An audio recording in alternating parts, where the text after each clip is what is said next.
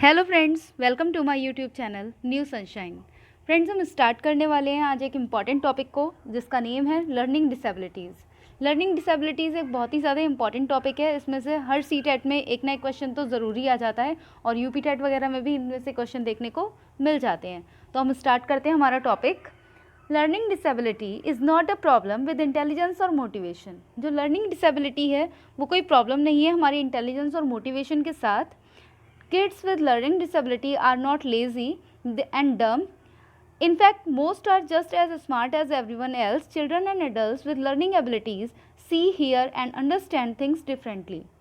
जो learning abilities जिन peoples में होती है, जिन चिल्ड्रन में या जिन एडल्ट्स में होती है, ऐसा नहीं है कि उनके इंटेलिजेंस में या मोटिवेशन में कोई कमी आ जाती है या कोई प्रॉब्लम होती है। नहीं, ना ही इस तरह के लोग जो होते हैं वो लेज़ी होते हैं या डम्प होते हैं, बल्कि ये इनमें कुछ ऐसी डिसेबिलिटीज़ की वजह से इनका जो देखने का तरीका, सुनने का तरीका या जो चीज़ों को समझने का जो तरीका है वो हम नॉर्मल से कुछ डिफरेंट होता है। बस ऐसा नहीं है कि ये इंटेलिजेंट नहीं होते हैं, नहीं, ये बहुत इंटेलिजेंट हो सकते हैं। बस हाँ, इनके जो अपनी इंटेलिजेंस को जो एक्सप्रेस करने की जो क्षमता है, जो एबिलिटी है, वो डिफरेंट हो सकती है।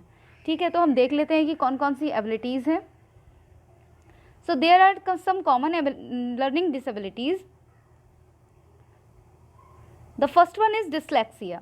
Dyslexia, just wait, colour change कर लेते हैं। Yes, the first one is dyslexia. Dyslexia क्या है? डिसलेक्सिया हमारा एक रीडिंग का डिसऑर्डर है, यानी कि हमें इसमें चीज़ों को रीड करने में प्रॉब्लम होती है। लाइक अगर यहाँ लिखा हुआ है सौ, SAW, तो जो हमारा स्टूडेंट है वो 100 के लिए SAW को वो वॉज पढ़ सकता है। ठीक है, मतलब कि जो हमारे अल्फ़ाबेट हैं उनको इधर उधर करके पढ़ लेगा या उनको समझ में नहीं आएगा उसको अच्छी तरह से कि ये क्या लिखा है। वो हमारा जो बी, इस तरह से हम बी बनाते हैं, हो सकता है कि वो उसको इस तरह से अंडरस्टैंड कर पा रहा हो। गॉड के लिए वो डॉग भी पढ़ सकता है ना। तो इस तरह से जो हमारे अल्फ़ाबेट में जो आगे पीछे होने का जो तरीका है या उसको जिस भी तरह से अगर वो पढ़ रहा है तो उसको समझ में नहीं आ रहा है, तो ये हमारा क्या होगा? ये हमारा डिसलेक्सिया है। तारे ज़मीन पर जो मूवी थी उसमें जो उस बच्चे के साथ में जो प्रॉब्लम थी वो भी कुछ यही थी कि उसके लिए लेटर्स जो हैं समझ में नहीं आ रहे थे कि कहाँ पर क्या फिट हो जाता है, कैसे होता है ये। ठीक है, तो हम हमारा नेक्स्ट देखते हैं। The next one is dysgraphia. Dysgraphia क्या है? डिस्ग्राफिया एक राइटिंग डिसऑर्डर है। ग्राफ से ही समझ रहे हैं ना। ग्राफ मतलब क्या? हम जब भी किसी चीज़ को इस तरह से ग्राफ में अगर बताते हैं तो वो हमारा क्या होता है? इसे हम ग्राफ बोलते हैं और ग्राफ हम हमेशा ही पेपर पर ही ड्रॉ करते हैं। तो डिस्ग्राफिया मतलब लिखने से संबंधित है ये, है ना। तो ये राइटिंग डिसऑर्डर है। अगर क्वेश्चन आता है कि लिखने से संबंधित कोई विकार बताइए तो उसमें हम डिस्ग्राफिया को ही टिक करेंगे। ठीक है, और ये हमारा राइटिंग डिसऑर्डर है, तो इसमें बच्चा अच्छे से लिख नहीं पाता क्योंकि इसमें उसकी जो फाइन मोटर स्किल्स हैं उनका जो डेवलपमेंट है अच्छे से नहीं हो पाता है। फाइन मोटर स्किल्स क्या होती हैं? हमारी 2 मोटर स्किल्स होती हैं, है ना। हमारी जो मोटर स्किल्स हैं वो 2 टाइप्स की होती हैं। एक हमारी होती हैं ग्रॉस मोटर और एक हमारी होती है फाइन मोटर।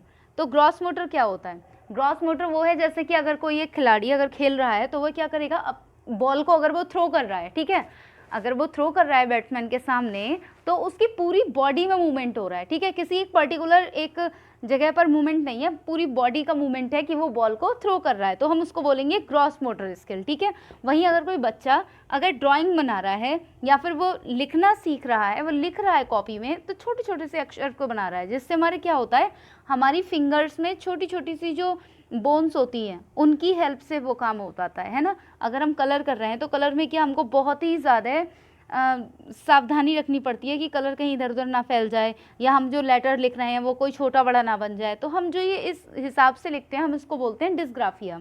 ठीक है, ये हमारा राइटिंग डिसऑर्डर है। कुछ बच्चों में ये चीज़ नहीं हो पाती है तो उनमें ये ऑर्डर पाया जाता है, डिस्ग्राफिया। नेक्स्ट देखते हैं डिस्कैल्कुलिया।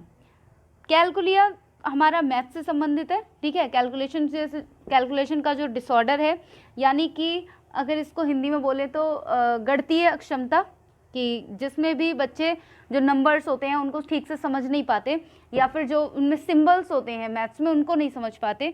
सपोज़ अगर लिखा हुआ है 5 + 5 = 10, तो उन्हें नहीं पता कि ये क्या है, तो उसे 5 × 5 = 25 भी समझ सकते हैं। उनको समझ नहीं आ रहा कि क्या है ये चीज़ें, ठीक है, वो है हमारा डिसकैलकुलिया। याद करना बहुत ही ज़्यादा ईजी है। डिसलेक्सिया ये हमारा रीडिंग से रिलेटेड हो गया है ना, और डिसग्राफिया ये हमारा क्या, ग्राफ यानी कि लिखने से संबंधित है। डिसकैलकुलिया कैलकुलेशन से आप समझ सकते हैं, मतलब हमारा मैथ से रिलेटेड है।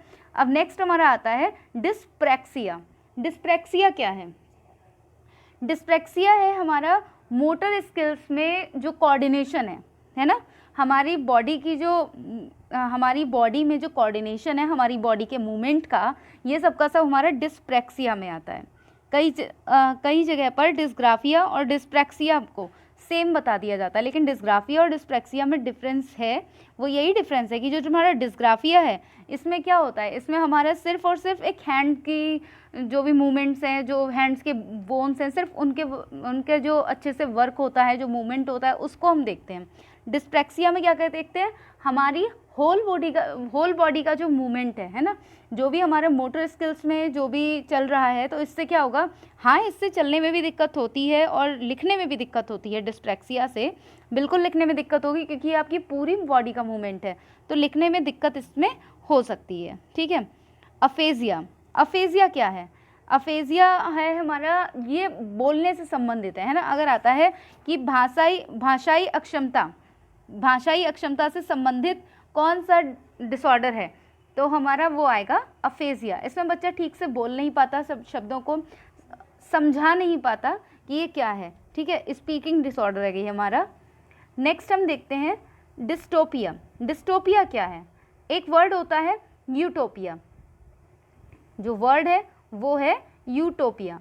तो जो यूटोपिया है, इसका मीन्स क्या होता है? यूटोपिया मीन्स हर तरफ अच्छा ही अच्छा दिखना। मतलब ऐसा होता कुछ नहीं है, हम अपने मन में सोचते हैं, ठीक है, हर तरफ से हमें अच्छा ही अच्छा लगता है कि हाँ ये भी अच्छा है, ये भी अच्छा है, सब कुछ अच्छा, सब कुछ अच्छी तरह से हो रहा है, सब हमें ठीक लगता है। लेकिन उसी का जस्ट ऑपोजिट होता है डिस्टोपिया।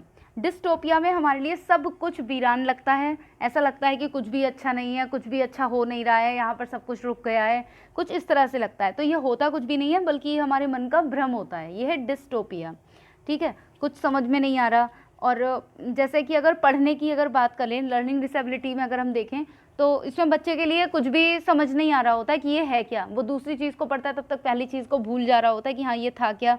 ये हमारा डिस्टोपिया है। नेक्स्ट हम बात करते हैं ADHD।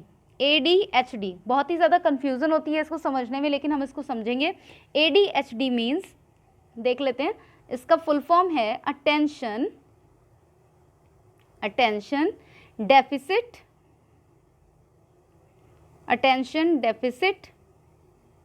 Hyper activity disorder. D means disorder, ठीक है। तो अटेंशन डेफिसिट, यहाँ पर साफ साफ दिख रहा है अटेंशन डेफिसिट, यानी कि अटेंशन की कमी होती है बच्चे में, अटेंशन की कमी है। और हाइपर डिसऑर्डर या हाइपर एक्टिविटी डिसऑर्डर, यानी कि हाइपर एक्टिविटी मतलब इसमें क्या होता है कि बच्चे का किसी भी एक काम में अच्छे से ध्यान नहीं लगता, अच्छे से कोई भी काम नहीं कर पाता, हमेशा हड़बड़ी में रहता है, ठीक से किसी भी एक काम को पूरे अटेंशन के साथ नहीं करता, और बल्कि हाइपर एक्टिविटी और दूसरी एक्टिविटीज़ के बारे में करने के बारे में सोचता रहता है। एक काम ठीक से हो नहीं पाया, दूसरा सोचने लगेगा कि लो वो कर लेती हूँ या वो कर लेता हूँ, तो वो क्या है? ADHD, यानी कि attention deficit hyper activity disorder, ठीक है। नेक्स्ट है ऑटिज्म स्पेक्ट्रम डिसऑर्डर। ये क्या है? एक हमारा जो हमारा डिसऑर्डर है, ये लाइक अम्ब्रेला है, ठीक है। अम्ब्रेला मीन्स इसके नीचे बहुत सारे डिसऑर्डर्स आ जाते हैं, बहुत सारे डिसऑर्डर्स। ये बिल्कुल भी सोशल नहीं होते हैं, इसे हम एक अम्ब्रेला टर्म से इसीलिए समझते हैं क्योंकि इसमें बहुत सारे डिसऑर्डर आते हैं।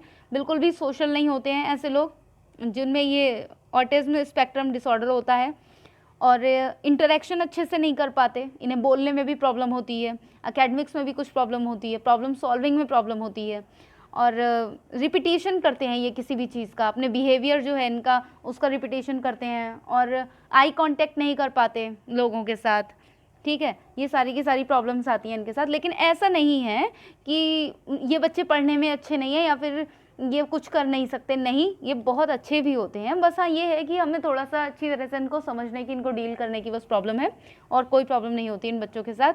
तो ये थे हमारे कुछ लर्निंग डिसेबिलिटीज़ जिन्हें हमने देखा है। अब कुछ ऐसी डिसेबिलिटीज़ भी होती हैं जो कि इमोशंस रिलेटेड होती हैं, कुछ है 4, तो हम उनको भी देख लेते हैं। Emotion related disorder. Emotion related disorders क्या होते हैं? The first one is obsessive compulsive disorder. ठीक है, ऑब्सेसिव कंपल्सिव डिसऑर्डर, ये क्या होता है? पहली बात तो इमोशंस रिलेटेड डिसऑर्डर वो होते हैं जो जैसे कि बच्चे की जो पेरेंट्स हैं वो उसके बिहेवियर को नहीं ठीक से समझ रहे हैं, स्कूल का एनवायरनमेंट उसको ठीक नहीं लग रहा है, या कोई चाइल्डहुड अब्यूज़ हुआ है उसके साथ, तो ऐसे बच्चों में ये वाले कुछ प्रॉब्लम्स आ जाते हैं, ये डिसऑर्डर्स। ठीक है, फर्स्ट है हमारा ऑब्सेसिव कंपल्सिव डिसऑर्डर। इसमें क्या होता है, किसी भी चीज़ का रिपीटेशन करते हैं बार बार। ठीक है, जैसे कि किसी के लिए होता है ना बहुत से लोगों को कि कुछ नहीं है तो उन्हें सफाई करने का, मतलब अगर कुछ नहीं समझ में आ रहा तो वो सफाई करने लग जाते हैं, बार बार हैंड वॉश करना, या फिर कोई काम कर रहे हैं तो साफ़ करना पहले उस चीज़ के लिए, उसके बाद उस काम को करना। तो इस तरह से इसे हम बोलते हैं OCD भी बोलते हैं इसको, है ना, कि उन्हें तो OCD की प्रॉब्लम है, OCD। तो OCD क्या है? यही है ऑब्सेसिव कंपल्सिव डिसऑर्डर। सेकंड अगर हम देखें तो ये है हमारा फोबिया। फोबिया किसी भी चीज़ से डर हो सकता है, किसी भी चीज़ से डर, जैसे कि इंजेक्शन से डर, पानी से डर, छिपकली से डर, या अंधेरे से डर, या फिर एक बंद रूम से डर, या कुछ भी हो सकता है, मतलब किसी भी चीज़ का ये फोबिया हो सकता है। नेक्स्ट हमारा डिप्रेशन। डिप्रेशन हम सभी समझते हैं, मतलब कि हमें ये लगता है कि हाँ कोई हमें नहीं समझ पा रहा है, या फिर कोई हमें समझना नहीं चाहता, हम बिल्कुल अकेले हो गए हैं, तो ये हमारा डिप्रेशन होता है। हम खुद को खुद में अंदर से खुद ही को परेशान करते हैं, हम किसी से अपनी बात कह भी नहीं पाते, ये हमारा है डिप्रेशन। नेक्स्ट हमारा होता है सोशल विड्रॉल। सोशल विड्रॉल मतलब हम खुद को एकदम आइसोलेट कर लेते हैं, हम मतलब जो हमारा सोसाइटी है, हमारा जो सोशल इन्वायरमेंट है, हम उससे बिल्कुल ही खुद को काट लेते हैं, हम खुद को अंदर कर लेते हैं एकदम बंद, मतलब अंदर मतलब खुद को कमरे में नहीं कर लेते, मतलब खुद से खुद का जो कांटेक्ट है वो बाहर वालों से बिल्कुल ही ख़त्म कर लेते हैं। इमोशनली एंग्जाइटी हो जाती है इससे, है ना, तब ऐसी जो हम हरकतें करते हैं ये तभी होता है। तो सोशल विड्रॉल है। ऐसे इमोशनल जो हमारे रिलेटेड डिसऑर्डर्स होते हैं, इनमें बच्चों के लिए या लोगों के लिए बहुत ही ज़्यादा साथ की, सहानुभूति की, इन सब की ज़रूरत होती है। तो हमें थोड़ा सा ध्यान रखना चाहिए हमारे आसपास में, और हमारे जो स्कूल में हम जिन बच्चों को पढ़ा रहे हैं हमें उनको देखना चाहिए। हर एक बच्चा एक जैसा नहीं होता है, हम इससे पहले अपना इंडिविजुअल डिफरेंसेस जो चैप्टर था वो पढ़ चुके हैं। तो हर बच्चा एक जैसा नहीं होता है, सबके साथ हमें अलग अलग बिहेवियर और अलग अलग अंडरस्टैंडिंग की ज़रूरत होती है कि बच्चा क्या समझ रहा है, बच्चे को क्या चाहिए, हम उसको किस लेवल पर क्या दे सकते हैं, है ना। तो ये सब चीज़ें हम ही कर सकते हैं।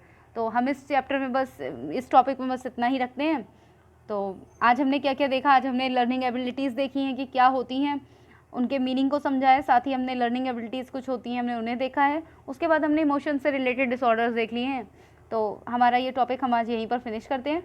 अगर आपको वीडियो अच्छी लगी हो तो लाइक, शेयर एंड सब्सक्राइब कर लीजिएगा, और बेल आइकन को भी प्रेस कर दीजिएगा, जिससे कि आने वाली हर वीडियो की नोटिफिकेशन आपको ईजिली अवेलेबल हो सके। चलिए, थैंक यू फॉर वॉचिंग।